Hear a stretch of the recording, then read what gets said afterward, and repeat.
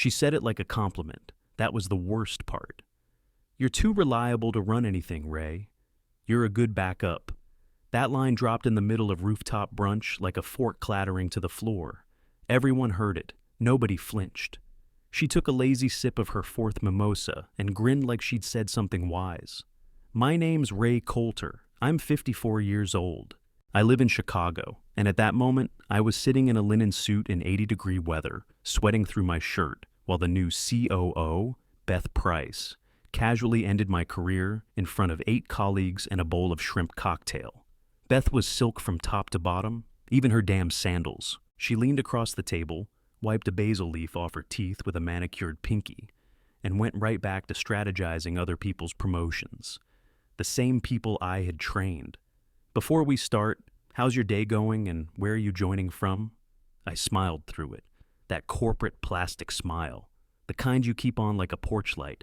Everyone else at the table laughed or nodded or clapped her shoulder, like she'd just delivered a TED Talk. I sat there, counting how many interns I'd mentored, who now parked closer to the building than I did. Beth called me reliable like it was praise. What I heard was bench warmer, safe, someone you forget to promote because he never drops the ball. What she didn't say: I was the one who rebuilt a vendor system from scratch while she was off filming leadership videos. I was the guy who stayed up rewriting her decks so she wouldn't look like an idiot on investor calls. I was the guy who never asked for credit because the team needed wins. This wasn't a surprise. It was just the moment she scheduled to say it. I reached into my inside pocket, pulled out a plain white envelope, and slid it across the table like I was handing her a check. No drama, no speech. She blinked at it, confused, like she'd just been handed a menu in a foreign language. "What's this?" she asked, eyebrows up. "My resignation, effective 3 weeks from today." She actually laughed. "Oh, come on, Ray." I stood up. "Enjoy the shrimp," I said, and walked. I didn't rush. I didn't slam my chair. I walked like I had somewhere better to be. Because I did. Nobody chased me. Nobody asked why. That's what happens when people think you're harmless. In the elevator, I pressed the ground floor button like it was labeled peace. I felt calm, not relieved, focused. By the time I reached my car, I'd already dialed a number I hadn't used in years. She picked up on the second ring. "Tell me when," she said. "Now." I hung up the call, sat in my car, and stared at the building like it was already behind me. The only thing left was to do the work of leaving, and do it right. Thursday felt like someone printed a stock photo and told it to act like closure. The sky was stupidly blue. The air smelled like printer paper and fake congratulations. I walked into my office and saw a sticky note on my monitor that said, "We'll miss you, Ray," in purple ink with a smiley face. I unclipped the photos from my board. One of my daughter in 3rd grade with glue on her nose, one of my dog who'd been dead for 2 years, and one of the team back when they still looked at me like I was in charge. I packed them in the kind of careful way you do when you've already left in your head. I kept one mug, black ceramic with "back in 5" on the front. I was never back. My pen went next, a cheap silver thing with a good grip that had signed more contracts than Beth had read. People trickled in all day to say goodbye. Karen from marketing brought me a cactus in a chipped pot and a half-whispered, "You deserve better." I smiled and took it like a man who didn't need better, just the truth. They expected warmth. I gave them polite. They expected nostalgia. I gave them folders. On my desktop, I opened my private cloud. I labeled the upload family photos. No one blinked. 28 gigabytes, spreadsheets, email threads, vendor logs, budget drafts, versions of documents that didn't match what Beth had sent to the board, notes in the margins, line items she'd buried, time-stamped chat approvals that happened at hours no real employee would be awake. I made 3 folders with boring names like Q2 draft edits and legacy review and payroll touch-up. Inside them were breadcrumbs, not dramatic, not obvious, just quiet irregularities, the kind only someone who'd worked the system could spot. They'd look like drafts until you looked closer. At HR, I smiled through the exit interview, gave them my practice stories, talked about moving on and new challenges. They wrote everything down. What they didn't know, I was writing my own notes behind my calm smile. People say dumb things to a man who's leaving. I let them. Finance gave me a wave and a keep in touch. I said, sure, ping me anytime. Then I pinged someone else, an old client from 4 years back. Asked for a vendor list under the excuse of making referrals. He bit. Sent it in 10 minutes. I cross-referenced his list with our invoices. Found a name that showed up on our system 3 times. It wasn't in payroll. It wasn't in HR. It didn't even have a damn email address tied to it. That's not an oversight. That's padding. I logged everything, indexed it. Then I recorded a voicemail to myself. Calm, direct, and clear. This is Ray Coulter. Date and time recorded. Vendor entry. Contract number 6017B. Not on payroll, not on record. Confirmed external use. I sent it to a place I controlled, one nobody else could touch. If someone down the line asked, when did this start? I'd have an answer with a bell and timestamp. Before I left that day, I looked around once. No speeches, no waves, just one last folder drop. Then I shut the laptop, slipped my mug into my bag, and walked out like I was on break. I didn't go home. I parked outside a Walgreens, pulled out my old backup phone, and made another call. Marcus Hale picked up on the 3rd ring and grunted like he'd just been interrupted from watching water boil. Ray? Yeah. You finally quit? Yep. Well, it's about damn time. I got to the point. I need vendor names from your final quarter, the ones that didn't sit right. He didn't hesitate, rattled off 4 names like he'd been waiting for someone to ask. I wrote them down on the back of a CVS receipt with a pen from the glove box. One of the names matched a file I'd just uploaded to my cloud. That was enough. Appreciate it, I said. Get her, Ray, he muttered and hung up. Next was Grace Linton, my old roommate from the years when we both survived cheap wine and law school hangovers. She went one way, divorce court. I went spreadsheets and vendor audits, different wars, same grit. I called her office. She picked up directly. No assistant, just her. I need leverage, I said, not drama. She didn't even pause. Send it. 2 words. 2 hours later, I got a secure upload request and a set of instructions laid out in bullet points. Grace didn't waste breath on sympathy. She went straight to evidence structure. She formatted the routing docs into indexed folders, attached chain of approval screenshots, added legal context to every flagged payment. She called it board-ready format. She also pulled a few strings with a guy she knew who did forensic accounting for messy divorces. Quietly, no invoice yet. Just a favor banked years ago when I helped her brother land an internship.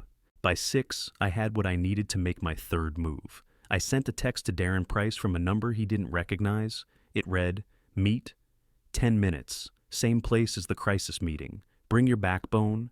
He showed, of course he did. Darren always liked to pretend he was above panic, but I could see it in his jaw, the twitch that only showed when the truth started breathing down his neck. We sat across from each other at a tea shop we once used during campaign cleanup mode. No suits, no titles, just peppermint tea and pressure. I slid the manila folder across the table. It was clean, labeled in small font, operational footprints. Inside were routing summaries, expense logs with mismatched vendors, and a ledger I built from 3 months of buried payments. He opened the first page, didn't blink. You went deep, he said. I sipped my tea. You're not the target, but you're adjacent. He nodded, understood what that meant, his wife's title, his name on the company's cap table, his signature on at least 2 bonus authorizations. I'll handle it, he said. Grace is in, I added. His eyes flicked up. That registered. She's got affidavits coming, I said. People are ready to talk, quietly. Properly, Marcus, Grace, and Darren didn't promise a war.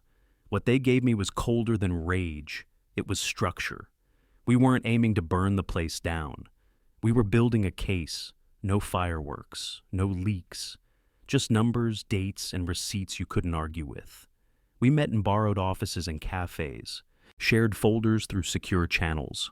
We aligned timelines, verified emails. When you want to win quietly, you don't yell, you document. And we did, 1 timestamp at a time. After that tea with Darren, I didn't sleep. I stayed up building triggers. I didn't need to crash a system or leak anything. That's theater. What I wanted was clean, provable, repeatable. So I slipped in files where I knew Beth would click. I'd mapped her schedule for years. She scanned those folders like clockwork every Wednesday at 3 p.m. That gave me a 6-day window to let the pattern build. I also had an ace, one junior admin still inside, one who owed me from a decade ago. His wife got a scholarship back then because I pulled a favor. He hadn't forgotten. I didn't need much from him, just a clumsy upload, an accidental file rename, something small that looked human, not planned. He agreed, said, "You want me to look dumb?" "No," I said. "I want you to look tired." He pulled it off on a Monday, renamed one of my trigger files just enough to draw Beth's attention. She clicked it by habit. The log ticked. That's the beauty of people like Beth. They think systems exist to follow them. They never consider that systems also record them. And that's all I wanted. Not drama, not damage. Just a trail that couldn't be swept up later. I didn't plant viruses. I didn't touch payroll. I didn't fake names or alter data. I just made sure the truth had a witness. Grace looked over my methods and called it legal gray. Her exact words were, not sabotage, strategic archiving. Even the lawyers agreed, no laws broken, no malice shown. Just a man recording his work from the outside. I double-checked everything before logging off. The folders sat right where she'd expect them. The admin had left just enough mess for the pattern to look unplanned. And then I did something nobody expects. I left the system alone. I didn't monitor it. I didn't interfere. I walked away. Calm, clean. Because when you build things the right way, you don't need to pull the pin. You just need to let the weight settle. The matches stayed unlit. But the fuse was procedural, hidden in routine. Beth would open the right file at the right time, and the system would do the rest. Without emotion, without noise, without anyone raising a hand. That's how you reveal rot in a structure like ours. I didn't set fire to anything. I just made sure the lights stayed on long enough for the truth to be seen. 2 days after I walked out, the hum started. Beth's Outlook calendar began slipping. Meetings bumped 5 minutes forward or back.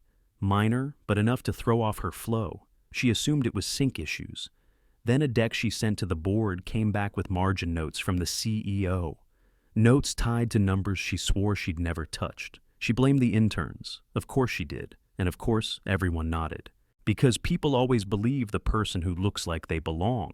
Silk blouse, confident tone, that polished corporate posture that reads as competence, until the cracks show. She CC'd herself on emails no one needed to be copied on. She reapproved things that didn't require approval. Her tone in Slack shifted, clipped, robotic. One-word replies, passive-aggressive emoji use. Someone called it Beth mode. It stuck. She called it 3 times that week, called it a glitch. Said the server was unstable. I knew better. The markers were humming now. Not loud, but steady. The glitch wasn't technical, it was structural. Then finance found something, a routing number that didn't match a vendor's listed bank, from 4 months back. The invoice amount was small, under $5,000, but it didn't sit right. They flagged it quietly. No one wanted to be the one to dig, until someone did. You ever watch a finance analyst latch onto a thread? It's like watching a dog with a scent, relentless, polite, but dangerous. Beth's replies got tighter. She sent Darren a series of direct messages. You seeing weird activity? Was the deck version switched? Anyone asking questions in legal? Darren gave her the slow treatment, short replies, no urgency. When she pushed harder, he said, might be worth doing a quick internal audit. Just to be safe, she took it like someone takes a weather forecast on a sunny day. She didn't pack an umbrella. By Friday, her access slowed. She tried to push through a mid-tier bonus for herself. The system kicked it to the audit queue. She tried again. Same thing. Her assistant, who'd once followed her around like a purse dog, called in sick. And that's when people started watching her. Not out loud, not openly, but in the kind of way dogs start looking at you when they realize you're not holding any more treats. She barked, and nobody jumped. Then came the emails. Subject lines like, operational irregularities, urgent. Anonymous concern, vendor inconsistencies. HR opened them. Legal sorted them. No drama, just silent escalation. Someone added a tab to the folder. Pending. Review required. That's how a company falls apart when it's been held together by favors and image. Not in screaming, but in checklists. The people who once worshipped Beth started skipping her calls. Meetings got moved due to scheduling conflicts. She still wore the same power outfits, still stood like she ran the room. But the room stopped responding. I watched all of it from my kitchen counter, coffee in hand, watching Slack chatter from a friend in compliance. I didn't smile, I didn't gloat, I measured. That's what you learn after 9 years of being underestimated. Real damage isn't fire, it's balance. And the balance had started to shift. By Monday morning, the building felt like it had been holding its breath all weekend. Darren walked in without his usual polished grin. No greetings, no jokes. Just a man in a blazer with a manila envelope and a jawline that looked like it had been grinding overnight.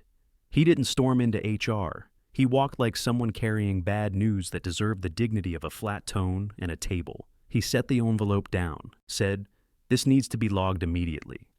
Inside were sworn statements, timestamps, vendor mismatches, and a compact index with a title that left no room for misunderstanding: Operational Irregularities and Conflicts of Interest. Compiled evidence. Beth got the call less than an hour later. Her expression didn't break right away. She took it like a weather alert. A calm voice on the phone telling her a storm was already overhead. She summoned the board like a queen demanding court. They showed up like investors showing up to a breach. Fast, focused, no smiles. The chairman read the first 2 pages and didn't blink. Legal requested a pause. HR locked down her access before anyone said the word investigation out loud. The people who'd once smiled too wide in her presence suddenly started speaking in neutral tones. "Track the timelines," one said. "Let's not assume intention." They were already positioning themselves. The rumor hit the office by lunch. People whispered, "Darren's envelope," like it had weight. Beth's title stopped holding water. She sent emails that didn't get answered, Slack messages that got seen but not acknowledged. He'd seen the ledger, he'd read the bonus approvals. He knew what he was sitting on, and who he was married to. He didn't try to spin it. He didn't try to hide it. He brought Grace into the room. She didn't come in swinging. She came in with binders, clean packets, color-coded tabs, one for each board member, every document notarized, every date verified. She spoke like a woman used to being interrupted. But not today. No one spoke over her. She laid it all out.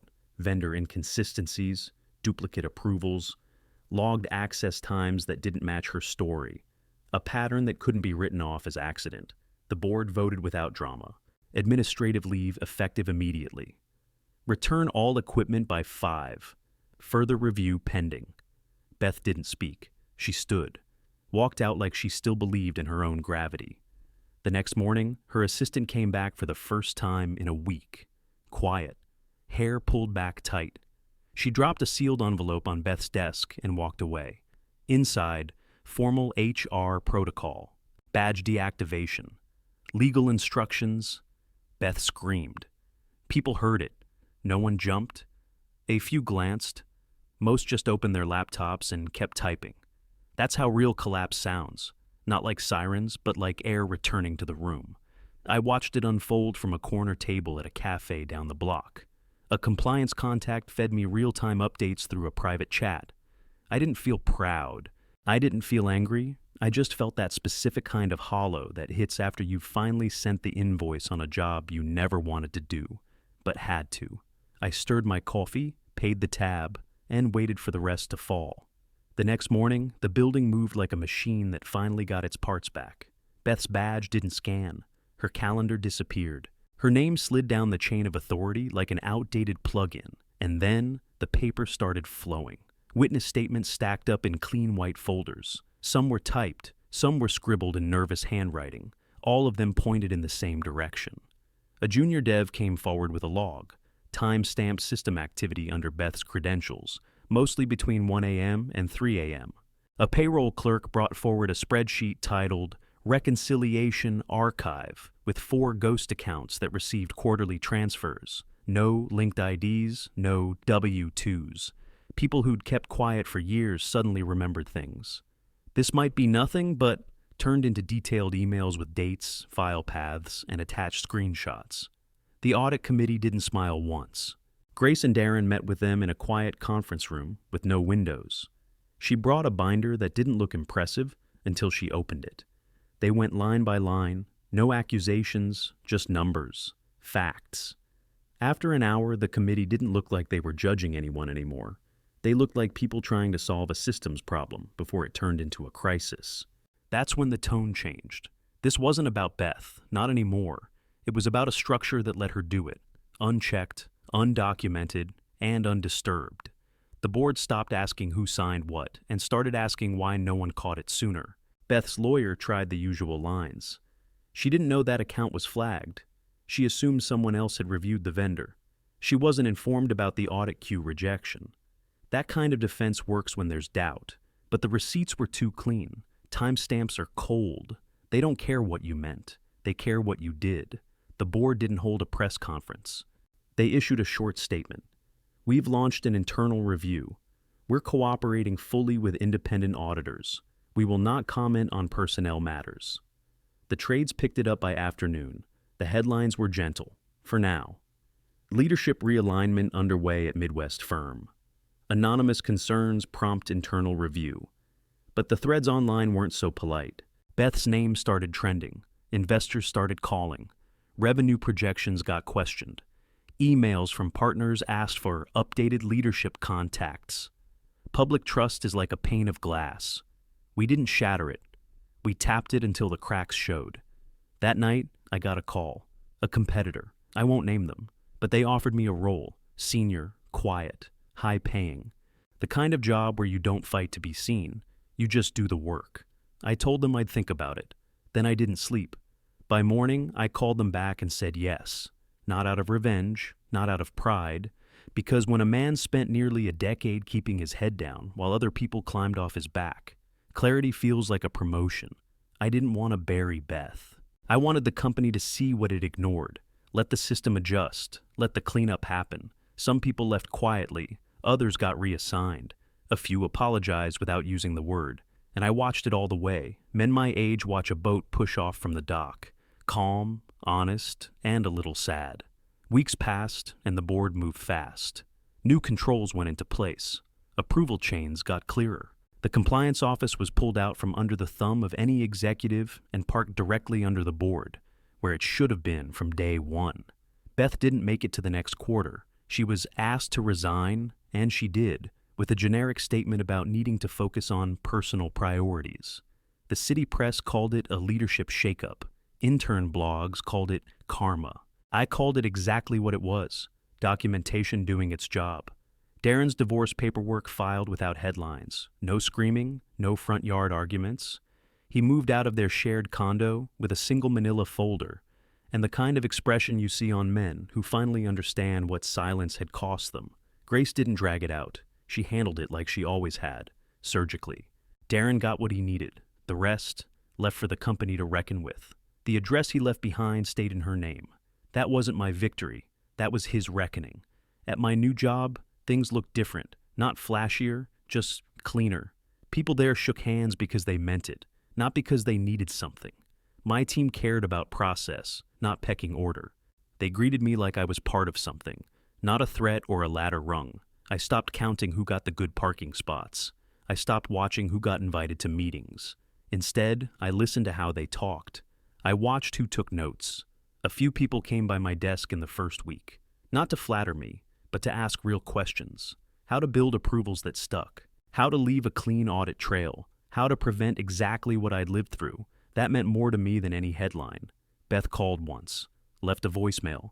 Her voice had that tightness, like she couldn't tell if she was apologizing or accusing me of something. I played it once, then saved it in a folder labeled voicemail, archival, never called back. There's no closure in talking to someone who's already chosen who they are. The facts did the talking. They always do. I'm not telling this for applause. I'm telling it because I'm a man in his mid-50s who finally learned what wins.